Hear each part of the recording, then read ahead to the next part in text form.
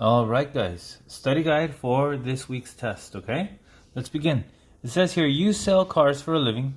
You are paid $325 commission for every car you sell. Now, remember, commission, think of that as a bonus for each time you do something, okay? So you get paid $325.50 bonus for every car you sell. You also get paid a base salary of $60 per day. So that means if you come into work each day and you try to sell cars, but people just don't want to buy a car, you'll still get paid $60 that day, even if you didn't sell any cars, okay? So the real money is from selling the cars, right? You could stand around all day and, work hard to try to sell cars, but if you don't sell a car, they'll still pay you $60 a day. So it says here, write an equation for how much you get paid, P. In other words, they want you to use that as your total in terms of X on the day in which you sell X cars. Okay, so notice here, this is on a day in which you sell this number of cars. We don't know how many cars we sold that day, but we know it's on one day. Okay, so at one day I know I'm going to get paid $60 at the end of that day. Okay, so I'm going to write P equals, because they tell us to use P for how much we get paid.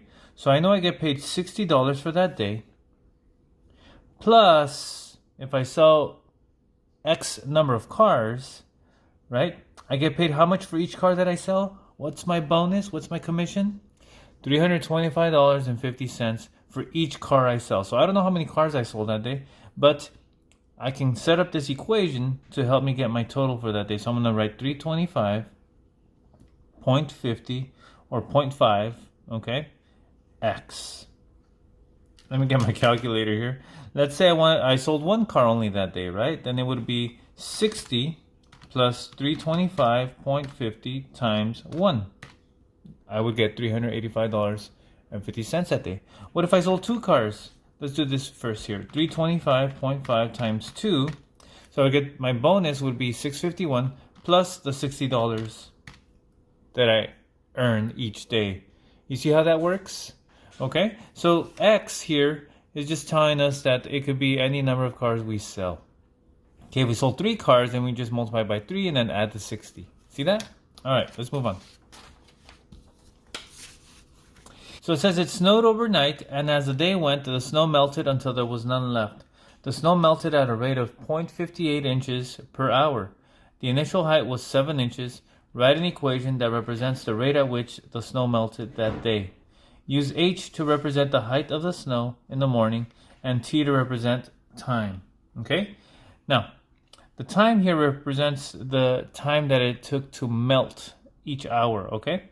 And so notice here, we have the initial height of snow in the morning was 7 inches. So we're going to write here H. They want us to use H here to represent the height of the snow in the morning. So H equals, and let's put the height of the snow, the starting height of the snow. So it was piled up 7 inches high, okay?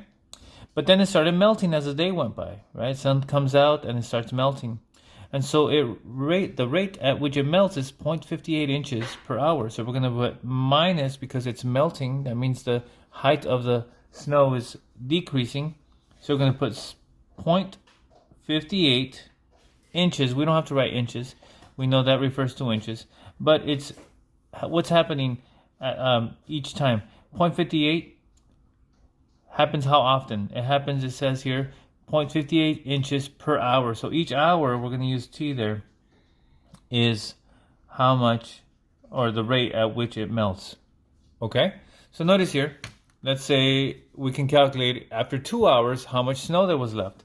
Right? So we could do 7 minus 0.58 times 2. And so after 2 hours, there's 5.84 inches of snow. What about after 3 hours? 7 minus 0.58 times 3. So there's 5.26 inches, right? Eventually, it'll get down to 0. Okay? All right. Next one. Says here, you work at Portals. I was always thinking of what places I like. And so that's why I put Portals here. You work at Portals and earn $11 an hour. You also babysit and earn $20 an hour. Write an expression to represent how much you get paid in total. Okay? So notice here it says expression. That means we're not going to have an equal sign on this in the answer here. Okay, so it says here we work at 2 jobs here, portals and babysitting.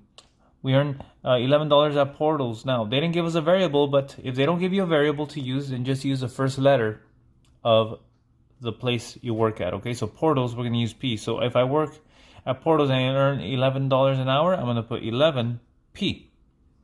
Okay, so I get $11 an hour at portals plus $20 an hour to babysit. So I'm going to just put 20B.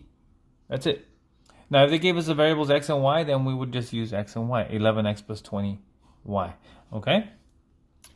Next one. You're deciding between 2 satellite TV companies. Dish Network offers a $50 installation plus $20 per month for unlimited viewing. Write an expression to represent Dish Network's plan. Now, notice here, the first sentence tells us you're deciding between 2 satellite TV companies, but they only tell us one of them. They don't tell us whether the other one's DirecTV or YouTube TV. They don't tell us here. Okay, so basically what we're going to do here is just focus on the one that they tell us about, Dish Network. Okay, so this is just a distractor here.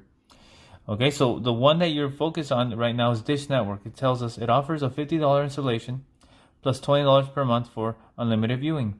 Write an equation to represent Dish Network's plan. So notice here, equation. So for Dish Network, it's 2 words, but I'm just going to use D for Dish Network. Equals, okay? Now the $50 installation is just a one-time fee, so that's just going to be 50 plus, and it says here $20 per month. So I'm just going to say 20x. I could have said 20m, okay? So let's put m, but it really doesn't make a difference. If they tell me what variable to use, then I'll use those variables. But if they don't, I can make up any variable I want. All right, next. There are 12 of these total, okay? Just like on the test. You are in charge of buying the food for a sleepover Saturday night at your house. You are buying burgers and fries. You must buy no less than 12 burgers and fries altogether. So you 12 items altogether, right? But it's got to be a combination of burgers and fries. Write an inequality that represents how many burgers B and fries F you can buy. So now notice here they tell us what variables to use. So we got to use those. Don't use X and Y. Use the ones they tell you here, okay? So notice here, okay, so I'm buying food, and I'm just going to buy a mixture of burgers and fries, okay? And so let's go ahead and we need to do no less than 12. No less than 12. So that means we got to have at least 12 items, right? So here's what I'm going to do. Okay, I know I need to buy burgers, and I know I need to buy fries, right? But it can be no less than 12. So it's got to be greater than or equal to 12, right? Because remember, no less than means don't bring anything less than 12. So less than 12 would be 11 items, right? So we don't want to bring 11, 10, 9, 8, 7, 6. We don't want to bring less than 12. So it's got to be 12 or more. Okay? So that's why I put greater than or equal to 12. So it could be equal to 12 or more than 12. And we'll be happy. Okay? Next. You're working 2 jobs to buy that phone that just came out. One job pays you $10 an hour to paint walls inside houses. The other job pays you $15 an hour to clean up yards. You have to make a minimum of $300 to buy the phone. Write an inequality to represent this scenario. Okay? So notice here we have 2 jobs again. And we are working, one job pays us $10 an hour to paint. Okay? And $15 an hour to clean yards. But we need to make $300. Okay? You have to make a minimum of $300. So minimum means this has to be the smallest amount I make, $300, okay? So we know minimum has to be $300 or more. If I make $350, that's good, right? But I don't want to make $299. I want to make a minimum of $300. So it's got to be greater than or equal to $300. Okay?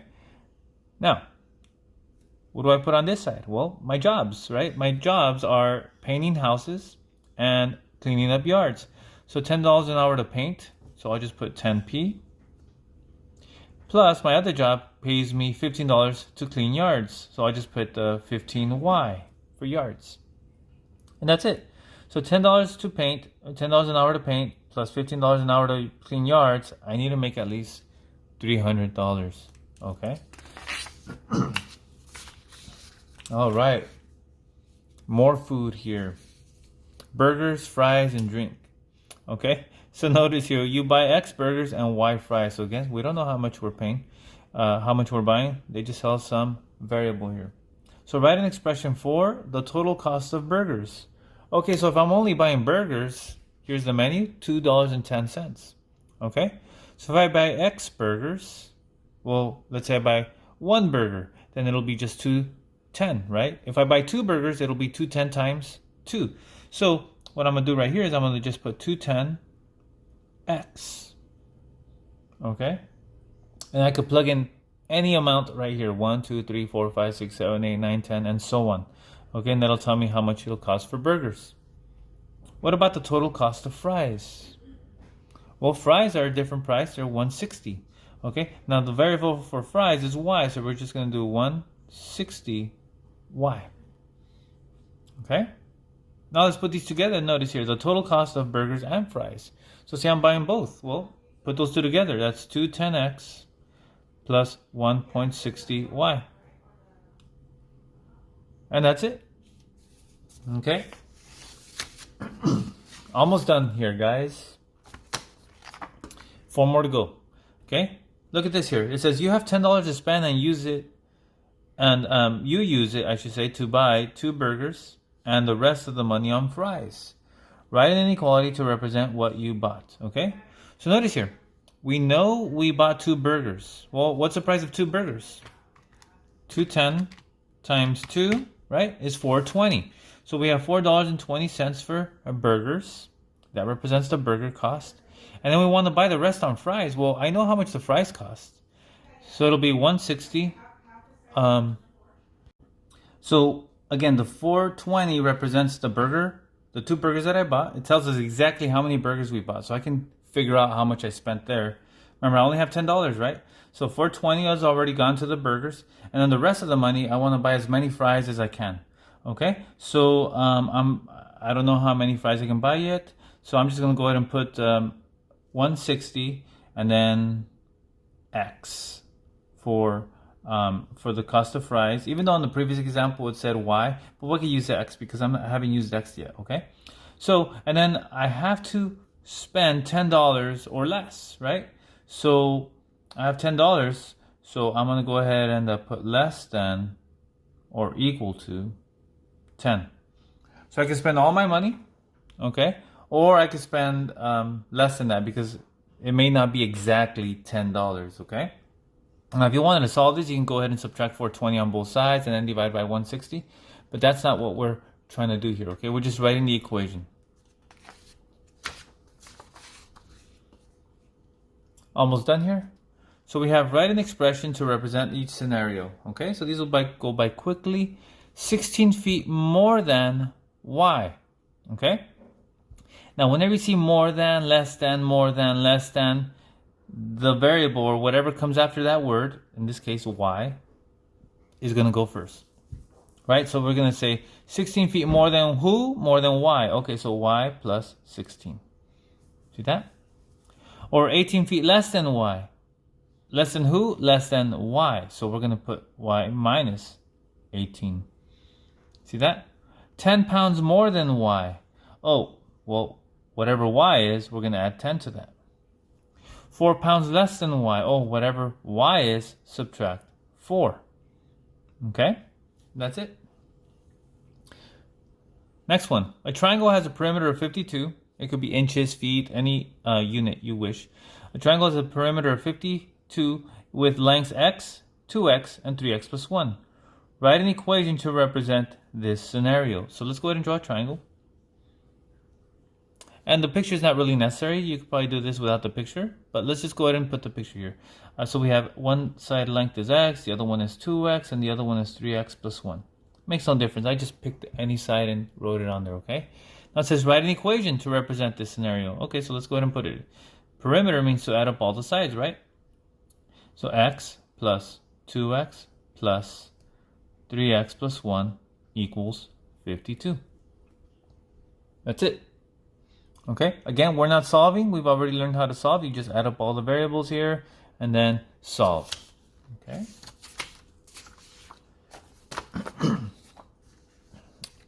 Next, food menu again, but this one, notice here it says calories. So this tells us the calories for each item on the menu. So the burger, fries, and drinks. Okay, so how many calories are there in 5 burgers and 2 drinks? Well, burgers has 390 calories, so we're going to do 5 times 390 plus 2 drinks, that's 2 times 130. Okay, so let's do the math here. Let's do 5 times 390. Oops. That's 1950 there. Plus 2 times 130. That's 260. Okay? And then simply add here. So 260 plus 1950. 2210. So 2,210 calories in 5 burgers and 2 drinks. Okay? Alright, now what if I want to know the calories in X fries and Y burgers? Notice, they don't tell us a specific amount. They just tell us some unknown amount. So X fries and Y burgers. That means I won't be able to figure out exactly how many calories there are, but I'll be able to write an expression for it. Okay, so notice here, X fries are what? 140 calories. So I'll put 140 times X, like that. And then, plus Y burgers. Well, burgers are 390, so 390 Y. That's it. Okay, now I could plug in numbers to calculate it if I know exactly how many fries and burgers I have. Last one, okay? This one is usually the toughest one for people, but that's why we're practicing right now, okay, before the test. It says here, write scenarios that could represent the following. Now, there are endless amount of possible answers here, okay? But one hint I would try to give you is try to use like the ones we've already used in the other examples, like food items, okay? Food items, right? So let's say here we're at the store, right? And we're buying candy, okay? Candy and fruit. What a great combination, right? So let's say we buy, it's $2 per mango and $3 per popcorn, okay? And so you buy mangoes at $2 each plus popcorn at $3 each, and you're gonna spend $16. Okay, you could say something like that, or you could even say it like this: you buy 2 mangoes at some price plus 3 popcorns at some price, and you can spend no more than $16. Okay, you spend equals $16. For the inequality one here, okay, inequality, notice here, again, I could use food items, or I could even go to, like, think of the mall. Let's say I go to the mall, I buy clothing, right? $8 per shirt, plus $7 per shorts, but I can spend no more than $40, okay? So if the numbers are big enough, like to that, it can be like the price of a shirt or jeans or clothing, right? Use that. Now what about here, 150 and 2? The numbers are small, so I would use it for, let's say, like the burger and fries, right? Fries are $1.50 each, and burgers are $2 each, and I got $8 to spend, right? That's it. That's all you got to say. You got to write it out in words, though, okay? So I'll let you guys do that. And that's it.